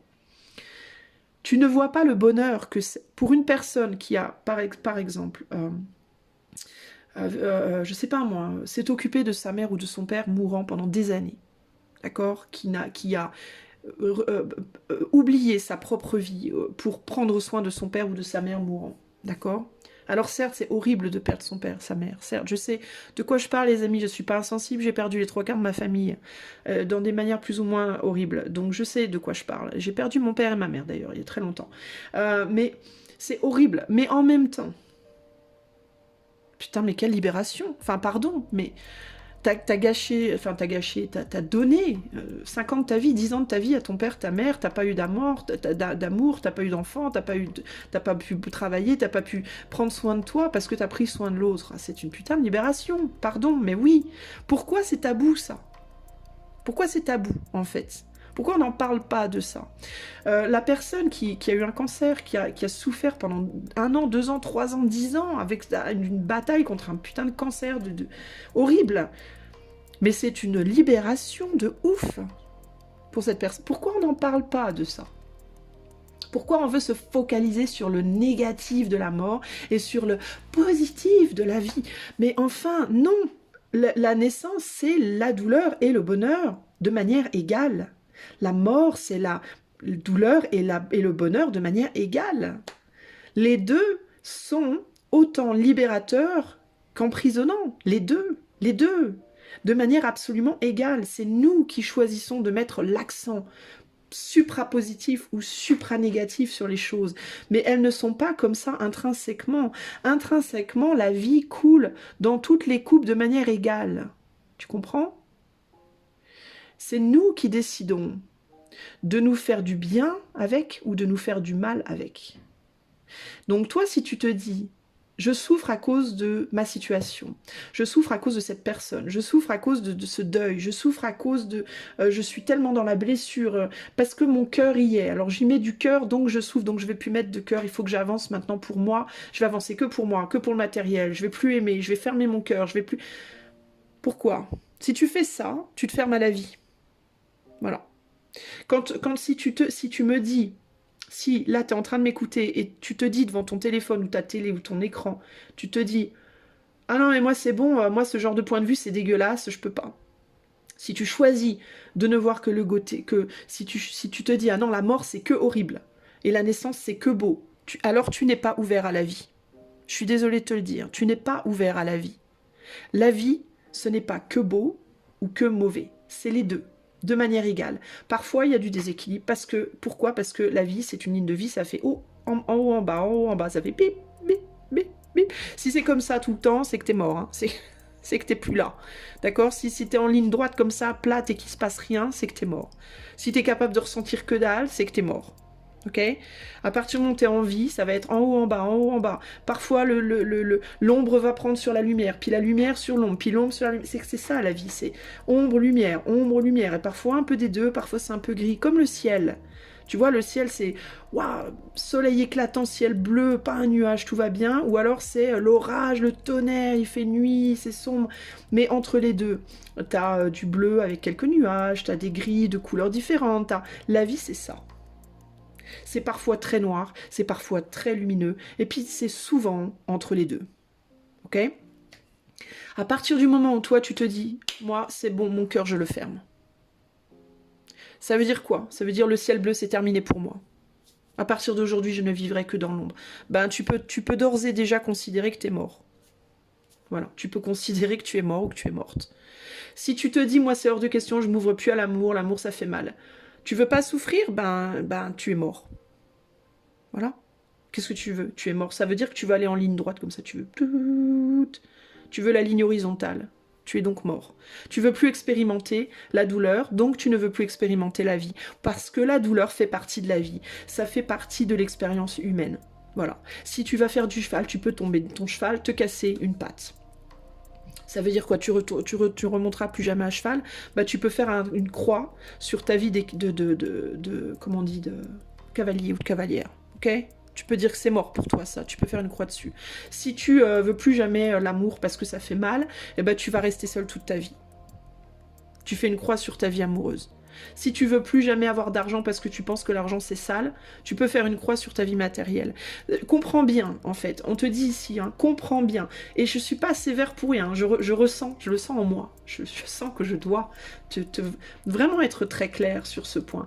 Comprends bien que si tu rejettes quelque chose, tu fais une croix dessus. Tu n'auras pas qu'un côté. Tu n'auras plus rien. Comprends bien. Tu fais une croix sur ton bonheur, si tu fonctionnes comme ça. Et si tu t'amuses à blâmer l'autre, à blâmer la vie, à blâmer cette personne, à blâmer la situation, à blâmer... Tu te désincarnes de la situation, ça veut dire que tu rejettes ta responsabilité, tu rejettes un côté, tu ne vois que le noir, tu le mets que sur l'autre. Et toi, tu te dis, non mais moi, je suis pure, moi. Alors, tu fais une croix sur ton évolution personnelle. Tu fais une croix sur ta capacité à un jour comprendre ce que je suis en train de t'expliquer. Parce que le comprendre dans les mots d'une autre personne, c'est une chose. Mais le comprendre en soi, l'intégrer, c'est tout autre chose encore. Ce que tu vas comprendre, peut-être ou pas, de ce que je te dis là, c'est 10% de la compréhension que tu auras en toi, pour toi et par toi-même si tu t'ouvres à l'expérience humaine dans sa totalité. C'est-à-dire si tu acceptes autant les moments où tu vas rire que les moments où tu vas pleurer, les moments où ça va te faire du bien et les moments où ça va te faire du mal. Si tu arrives à reconnaître que parfois dans le plaisir il y a des choses douloureuses et que parfois dans la douleur il y a des choses plaisantes. Si tu arrives à avoir tout le spectrum, toute la palette, pas seulement du noir et du blanc mais de tous les gris qu'il y a entre, tu vas comprendre en toi exactement ce que je suis en train d'expliquer. Donc c'est pas grave si tu as souffert 20 000 fois en amour. C'est pas grave si tu as perdu, si 3-4 personnes sont mortes dans ta vie. Encore une fois, je ne parle pas sans savoir. Si je te dis ces choses, c'est parce que je les ai vécues. D'accord? J'ai perdu mon père et ma mère. 3 personnes de ma famille de suicide. J'ai perdu mon père et ma mère dans l'espace de 4 mois en étant encore très jeune. J'ai perdu mes 2 grands-mères, mes 2 grands-pères, une tante. Voilà. La mort, je la connais très bien. D'accord? Je sais de quoi elle est faite. J'ai perdu aussi un animal de compagnie. Je me suis perdue moi-même plusieurs fois dans ma vie. Les relations amoureuses décevantes et douloureuses, je ne les compte plus. Bref, je sais ce que c'est, je ne te parle pas en mode non mais attends, moi tout va bien donc c'est facile de parler. Je suis pas en mode je suis la personne riche et je te dis que pour être riche il faut juste le vouloir. C'est pas comme ça, hein. Non, je te dis non mais t'es pas obligé d'être pauvre. Parce que là, c'est quand les gens qui parlent comme ça, c'est les gens qui parlent sans savoir. Donc ils n'ont pas expérimenté et ils mettent un jugement sur des trucs qu'ils n'ont pas expérimenté. Le deuil, je le connais très bien, la douleur amoureuse aussi. La déception amoureuse aussi, la trahison amoureuse aussi, l'abus sentimental, l'abus émotionnel, l'abus mental, je le connais aussi. Toutes ces choses, je les connais. Mais je vois aussi, et surtout et avant tout, en quoi ça m'a construite, ce que ça m'a appris, en quoi ça m'a nourri. Alors évidemment, j'ai pas une vie de rêve, je suis pas parfaite, j'ai plein de défauts, je travaille sur moi tout le temps, je continue, parce que c'est pas parce qu'on apprend des choses qu'on n'a plus rien à apprendre, c'est pas genre t'arrives un jour à un point où ça y est, t'as tout appris, t'as plus rien à apprendre, c'est pas ça, non. T'apprends toujours plus, parce que il faut comprendre aussi que les choses qu'on apprend, on les désapprend après. On a tendance à se poser un peu dessus, à se reposer un peu sur ses lauriers quand on a atteint un certain point, et puis on se dit, c'est bon maintenant, et puis en fait ça se désapprend après. C'est-à-dire que c'est comme l'amour, si tu l'entretiens pas, il se barre. C'est pas un dû, c'est pas un truc que la vie te doit, et puis une fois que tu l'as, ben, si tu mets un enfant au monde, tu vas pas dire, bah ça y est, mon enfant il est né, ben posez-le là, je vais faire autre chose. Ton enfant, il faut le nourrir, il faut l'habiller, il faut en prendre soin, il faut l'aimer, lui faire des câlins, des bisous, le valoriser, le porter, le guider, c'est un travail d'une vie entière. Si à un moment donné tu décides de mettre ton môme de côté, bah, il va dépérir ton môme. Hein. Il va pas, c'est pas la vie, il va pas te dire ah bah ça y est c'est bon il est sorti, tu peux. C'est pas comme ça. Hein. Bah si un jour tu arrives à être indépendant ou indépendante émotionnellement par exemple, c'est pas en mode ah ça y est je suis indépendant, bon bah je peux lâcher l'affaire maintenant. Bah non parce que tu peux retomber dans une dépendance à nouveau. C'est pas aussi facile. C'est pas en mode j'atteins mon but et puis ça y est, l'affaire est finie. Non, non, non. non, non, non. Parce que tant que tu vis, en fait, les vibrations autour de toi, autour de l'autre, autour de votre égrégore, entre guillemets, elles continuent de baisser, de monter, de bouger. Tout bouge tout le temps autour de nous. On s'en rend pas compte. À l'intérieur de nous, dans notre tête, dans notre cœur, dans notre corps, dans les terres, partout. C'est un mouvement constant, constant, constant, constant. Donc si toi, tu lâches la coupe, la coupe elle se barre, je veux dire, si tu te dis bah c'est bon elle est pleine maintenant je peux lâcher l'affaire, bah non, parce que si tu la lâches l'eau sort, tout tombe, tout ce que tu as accumulé ça se barre, t'as plus le contrôle dessus. Si tu veux la vie c'est comme diriger un cheval, si à un moment donné au départ t'es un peu, tu tiens pas bien sur le cheval, après tu commences à bien tenir, après tu gères les rênes, tu te dis waouh ça y est j'ai la maîtrise, je maîtrise mon truc. Je maîtrise ma vie, je maîtrise moi, mon cœur, mon corps, tout ça, je maîtrise.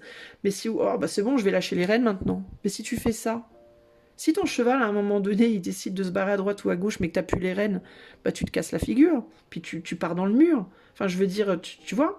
Donc les rênes, tu dois toujours les garder en main. Tu maîtrises, c'est bien, mais il faut que tu maîtrises jusqu'au bout du chemin. Jusqu'au moment, où t'es né, jusqu'au moment où tu meurs. Tu dois pas les lâcher, tes rênes. Parce que si tu les lâches, c'est foutu. Tu retombes dans tes vieux travers. Tu vois, c'est pas des acquis, on n'a jamais vraiment d'acquis dans la vie en fait. Rien n'est acquis, jamais en fait. Rien ni personne d'ailleurs. Si tu as l'impression d'être enfermé dans une relation et que tu dis il faut absolument que je sorte de là parce que sinon, parce que j'ai ça qui ressort beaucoup là, hein, des personnes qui sont emprisonnées potentiellement dans un lien ou dans une situation de vie, ça peut être une relation, un endroit, et il y a l'idée, tu te dis c'est la faute de l'autre, c'est la faute de l'endroit, et on te dit non, non, non, non, non, non, c'est la faute de toi. Parce que tu ne comprends pas, tu ne vois pas à quel point tu nourris ta propre situation. C'est dans ta tête en réalité. Et on te dit, tu n'y mets plus de cœur, tu ne t'investis plus, tu es froid ou froide par rapport à la situation, et tu te dis bloqué. Et tu continues à te dire qu'il faut surtout pas que tu alimentes une situation parce que sinon tu vas être bloqué. Alors ou bien tu es bloqué et tu te dis il faut que j'arrête d'alimenter sinon je vais être bloqué tout le temps, ou alors tu es bloqué et tu te dis, ou alors tu n'es pas bloqué mais tu te dis si je m'investis dans cette situation, dans cette relation, je vais être bloqué, ça va me bloquer, ça va me faire souffrir, je vais être trahi, on va me faire du mal, je vais perdre ma souveraineté, ah même pas du tout en fait, excuse-moi, non. Alors deux choses, chose numéro 1, tu ne seras bloqué dans une relation que si tu te dis que tu vas être bloqué dans une relation, déjà pour commencer. Si tu te dis que tu seras jamais bloqué, tu ne seras pas. Si tu nourris en toi, si en toi tu es bloqué sur un point de vue, tu vas projeter ça sur l'autre. Tu comprends? Si tu penses que de continuer à donner de l'affection ou de l'amour ou à une personne avec qui tu te sens bloqué et tu te dis si je continue d'aimer cette personne, je pourrai jamais sortir de ce blocage, c'est faux. C'est toi qui te dis ça, c'est pas l'autre. Tu projettes ça sur l'autre qui va te le reprojeter dans la figure. En fait, tu as les rênes. Encore une fois, tu as les rênes. C'est à toi de voir différemment. On te demande ici, tu vois, l'idée de la lumière qui était sombre sur la vidéo, c'est vraiment ça. C'est toi qui vois les choses sombres, mais en réalité, elles ne le sont pas. C'est ta perception qui l'est. Ce n'est pas la situation. Tu peux continuer à aimer quelqu'un tout en étant ferme intérieurement, que tu ne veux pas t'engager dans cette relation. Tu peux continuer à dire à la personne, moi je t'aime et je t'aimerai toujours, mais je veux pas, voilà, je ne serai pas engagée avec toi. Je ne veux pas, ce n'est pas ce que moi je veux pour moi, ce n'est pas ce que je veux pour ma vie, mais cela dit, je vais continuer de t'aimer, il n'y a pas de problème. Mais simplement, voilà, tu peux même le dire à cette personne. Si tu es en mode, je dois laisser derrière moi une relation, parce que sinon elle va être enfermante, dis-lui à la personne, exprime tes peurs. Pourquoi tu les exprimes pas? Parce que tu as peur de montrer ton cœur?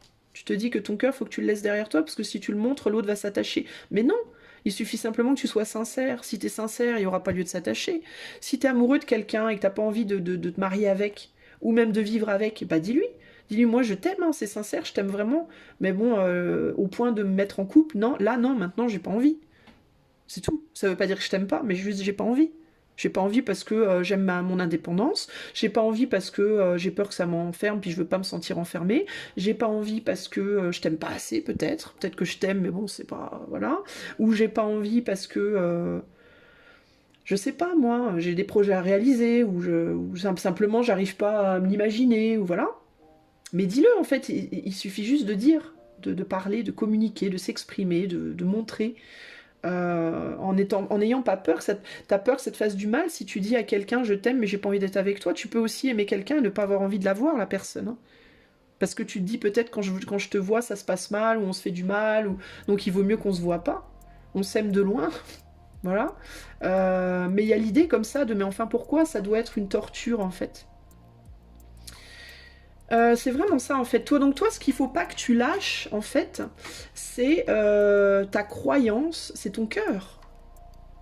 C'est ta capacité à aimer, à continuer à aimer quoi qu'il arrive en fait. Que ce soit la personne que tu veux laisser derrière, que ce soit toi, que ce soit les autres qui arrivent.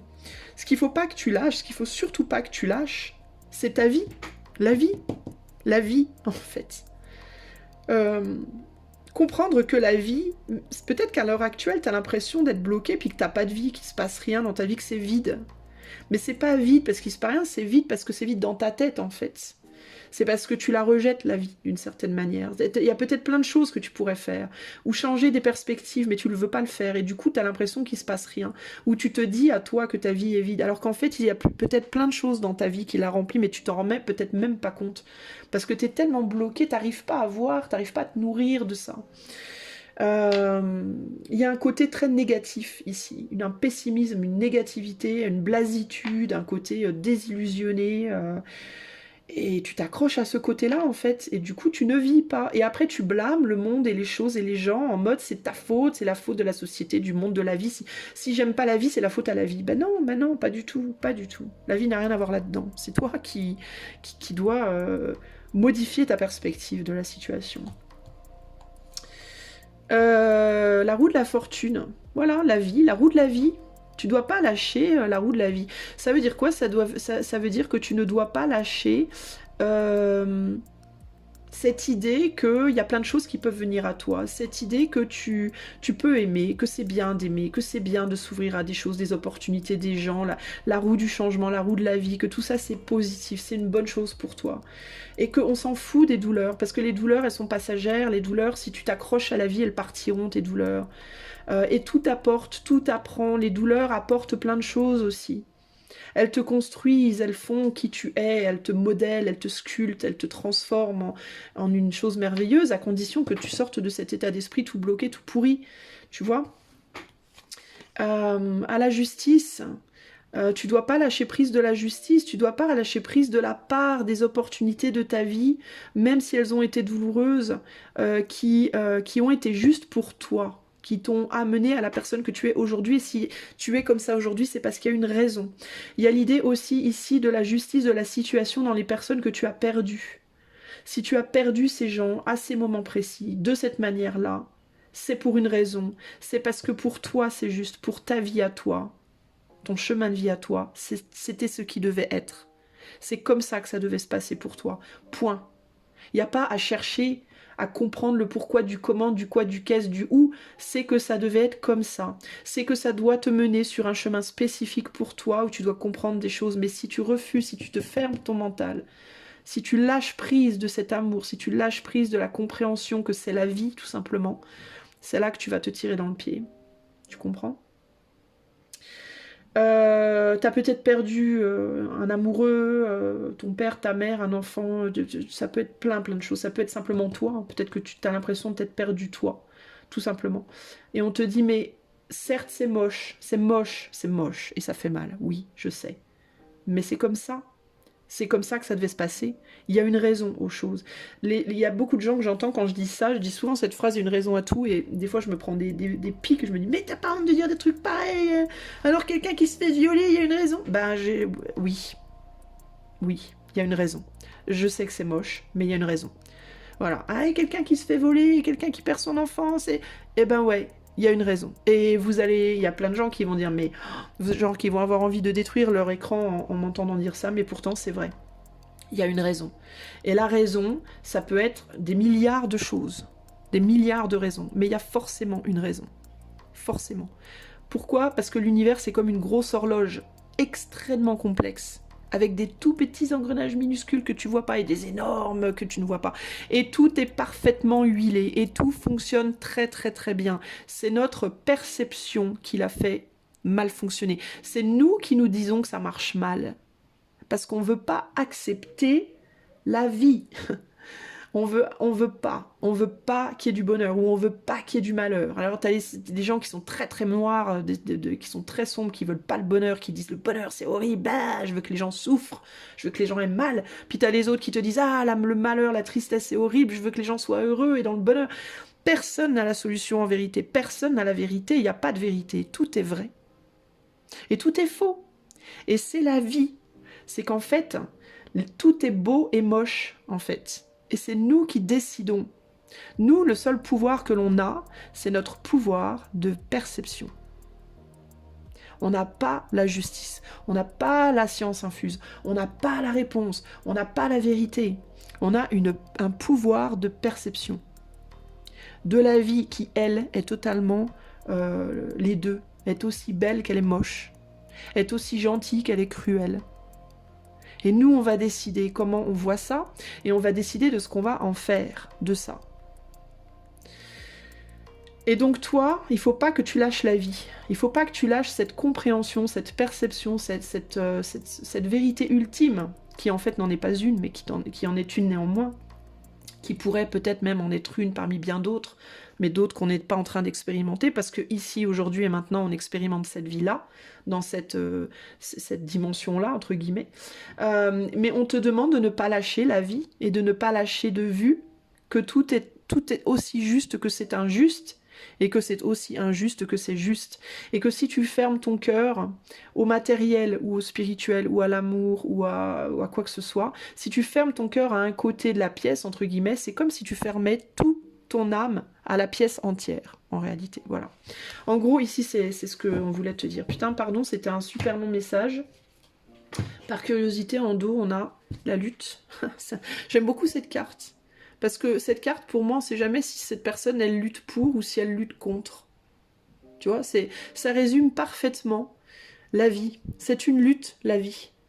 Mais ça peut être une lutte pour quelque chose ou une lutte contre quelque chose. C'est à toi de décider. Est-ce que tu vas lutter pour? Est-ce que tu vas lutter contre? Est-ce que tu luttes pour les deux? C'est à toi de décider. Tu as les clés. Mais ne perds pas de vue cette ligne qui est très importante. Parce que c'est par rapport à cette ligne-là que tu vas pouvoir décider de ton futur dans tous les domaines. D'accord? C'est par rapport à ta perception de cette vérité ultime que tu vas pouvoir, qui n'en est pas une, je répète, parce que tout est vrai, tout est faux en vérité. Et ça te donne vraiment, ça peut te paraître hyper... tu vas me dire, c'est vachement déconstructeur ce que je te dis, peut-être, et je vais te dire, en réalité, encore une fois, c'est une perception. Ça peut être déconstructeur, mais ça peut être aussi très constructeur, tout dépend comment tu vas percevoir les messages, et sous quel angle tu vas vouloir les voir. Donc il y a vraiment ici une idée de perception personnelle. Tu es créateur de ta vie, tu es créateur de ton futur, tu es créateur de ta propre réalité par la perception que tu mets sur les choses, et sur les événements, et sur tes sentiments. C'est toi qui décides. Ce n'est pas la vie qui t'impose, ce n'est pas l'autre, ce n'est pas l'endroit, ce n'est pas l'événement, c'est toi. Comment toi tu le vois. C'est comme ça que toi tu dois te faufiler entre guillemets dans le chemin de la vie. Le conseil final pour toi qui as choisi le choix 3, on a la reconnaissance, l'idéalisme et les convenances. Bah voilà. Bah voilà. Qu'est-ce qui convient à ton idéal? Reconnais ce qui va convenir à ton propre idéal. Voilà.